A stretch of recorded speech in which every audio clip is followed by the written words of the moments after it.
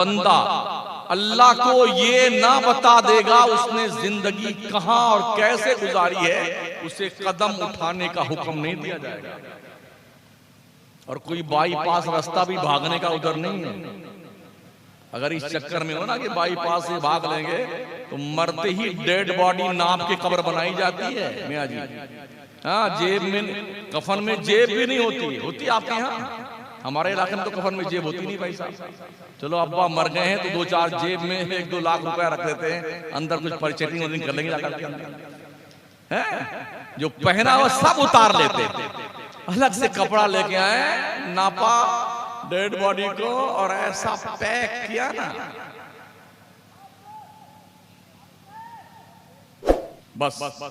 अगर कहीं थोड़ा सा भी खुला रहता ना, जितने इंजीनियर आसपास खड़े रहेंगे ना, कब्र के इंजीनियर, जो काम आधे घंटे में होता है वो 1.5 घंटे में होता है। अरे थोड़ी टेढ़ी हो गई, उसको सीधा कीजिए ना। मरदूद नमाज नहीं पढ़ेगा, डायरेक्शन देगा। इतना भी सुराख है ना तो जल्द बंद कीजिए, वो गीली मिट्टी उठाई बंद कीजिए, ऐसा पैक कर देते हैं।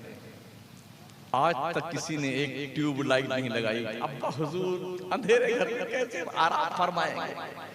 बरेली के कलंदर ने इरशाद फरमाया, अंधेरा घर अकेली जान, दम घुटता दिल उकता था, खुदा को याद कर बंदे वो साथ आने वाली। सोचा कभी काली कोठरी में कैसे गुजरना हो?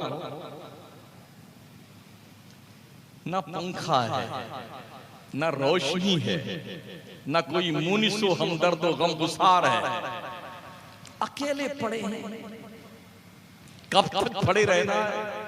जब तक नफ़्ख़े सानिया दोबारा सूर न फूका जाए, तब तक पड़े रही हो अपनी कब्र में। ये मिट्टी खा जाती है, ये गाल, खूबसूरत खूबसूरत आंखें, माशाअल्लाह, हाथ पैर, पूरी बॉडी डिकम्पोज हो जाती है, हड्डियां तक मिट्टी खा जाती है। कभी जब अगर आपके तोंद शरीफ पे गुरूर की चर्बी चढ़ने लग जाए ना, तो तन्हाई में अपने कब्रिस्तान का एक बार चक्कर लगा लो और पूछो उन मुर्दों से जिसमें आपके परदादा, लकड़दादा, पकड़दादा, धकड़दादा, अब्बा हुजूर जो तशरीफ ले गए हैं, या प्रधान जी, महोदय जी, मिनिस्टर साहब, पूछिए कैसे हैं जनाब? तबीयत शरीफ ठीक तो है आपकी? किसी कब्र से जवाब तो नहीं आएगा। हाँ, खामोश सन्नाटा ये जरूर आपके दिमाग पे झन्नाटेदार थप्पड़ मारेगा। जालिम, मौत से किसको रुस्तगारी है? आज वो कल हमारी बारी है। कल तुमने भी इसी कब्र में मर के आना है, तुम्हारी औलादें भी। एक ही काम, लास्ट एक ही फैसला, मिन्हा खलकनाकुम व फीहा नुईदुकुम मिन्हा नुखरिजुकुम तारतन उखरा। अब्बा आप जानो, आपकी कब्र जाने, हम तो चले बिल्डिंग बांटने के लिए, खेत बांटने के लिए, खजाना बांटने के लिए। इसलिए ओ लोगो, हलाल कमाओ, हलाल, ताकि मरने के बाद टूटे ना जाओ। जो गोश्त हराम पैसों से परवान चढ़ता है, उसे जहन्नम में जाने से कोई रोक नहीं सकता है। इसलिए हलाल कमाओ, भले चटनी रोटी खाओ, हमें सूखी रोटी खा लेना, कोई भूख से मरता नहीं है। आदमी मौत से मरता है, भूख से नहीं मरता है। इसलिए सूखी रोटी खा लेना, मगर हलाल के साथ। बच्चों की परवरिश करना, हलाल रोजी से परवरिश करना। कुछ सवालात हैं।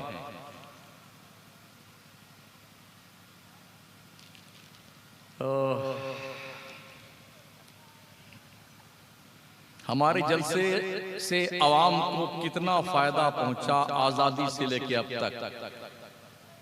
1%, सिर्फ 1%। 99% हम अपने जलसों से माइनस हैं, माइनस। 1% फायदा हुआ। ये खरबों रुपए जो पर एयर सुन्नियों के जलसों और उर्सों पे खर्च होते हैं ना, इनका सिर्फ 1% फायदा होता है। ऐसा सौदा कोई पागल ही करता होगा कि जिसका लॉस 99% हो और 1% प्लस हो। ऐसा धंधा दुनिया में पागल ही कर सकता है। शायद हम लोग पागल ही हैं। हमारे जलसे में दानिश्वर हजरात, डॉक्टर, जज, इंजीनियर, प्रोफेसर क्यों नहीं आते? उसकी वजह यह है कि हमारे जलसे रात भर के रत जगा के होते हैं, ठीक है ना, और एक से एक बढ़ के गवैये आते हैं, हो हल्ला मचाते हैं, और आप भी चिल्ला करके जिंदाबाद जिंदाबाद करते हैं। पढ़ा लिखा आदमी इस जंगली माहौल को एक्सेप्ट नहीं करता है, इसलिए ये ग्रेजुएट लोग हमारे जलसों में नहीं आते। दूसरे,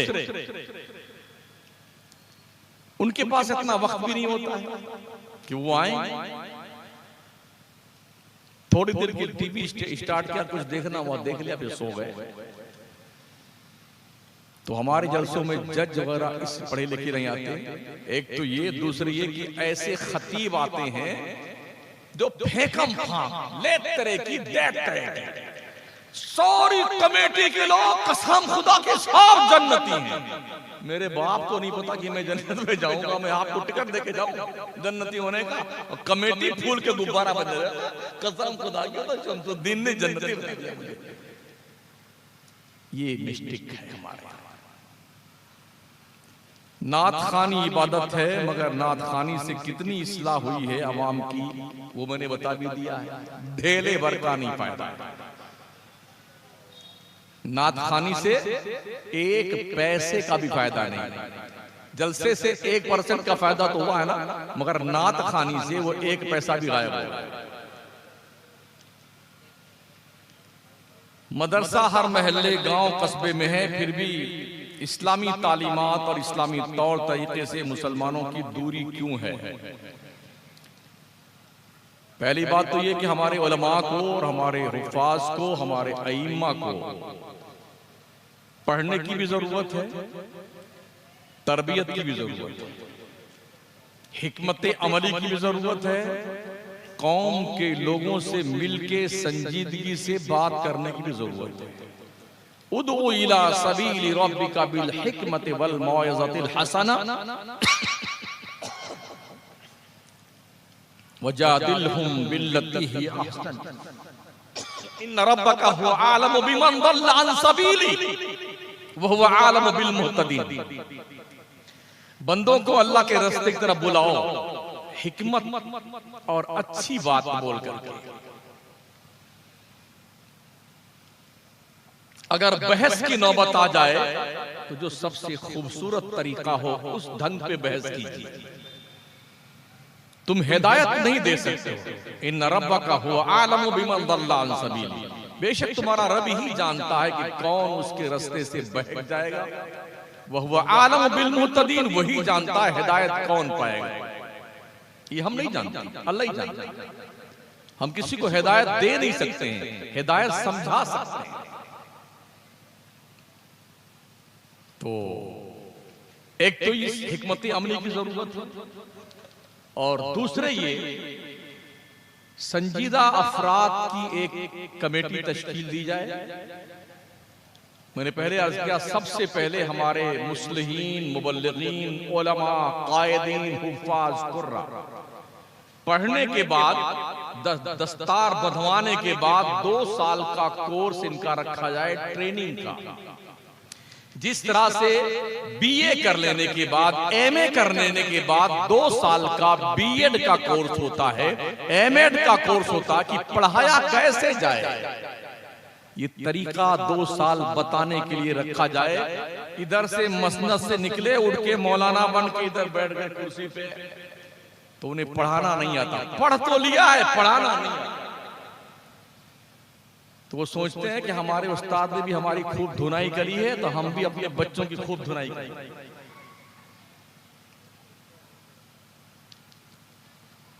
तो ये जरूरी है, कौमी राब्ता, उलमा और कौम के बीच में खंदक नहीं होनी चाहिए। क्लोज होकर के एक दूसरे के साथ मिल के दीन का काम करें, और इस पर बहुत मेहनत की जरूरत है। बहुत अहम रोल अदा कर सकते हैं पीर साहब लोग, मगर इनको कोई मतलब नहीं तुम्हारे इस्लाह से, तुम्हारे ठीक